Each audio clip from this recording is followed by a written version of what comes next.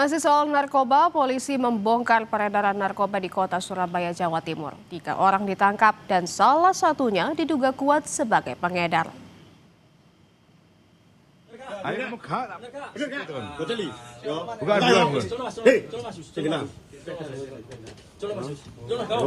Dalam penangkapan ini polisi juga menyita sebuah helm yang ternyata menjadi tempat penyimpanan sabu.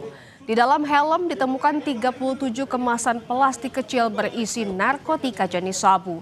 Sabu disamarkan di dalam helm yang telah dirakit sedemikian rupa sehingga tidak menimbulkan kecurigaan. Saat pembeli datang, transaksi dilakukan di tempat, lalu uang diterima dan barang diambil dari dalam helm. Menurut pengakuan tersangka, peredaran narkotika semacam ini telah dilakukan selama 2 pekan di lokasi yang berbeda-beda.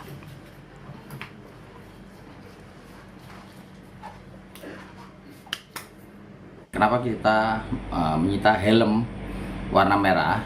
Modus si pengedar tersebut, inisial OW tadi, itu memasukkan barang bukti atau narkotik sabu-sabu tersebut di dalam helm.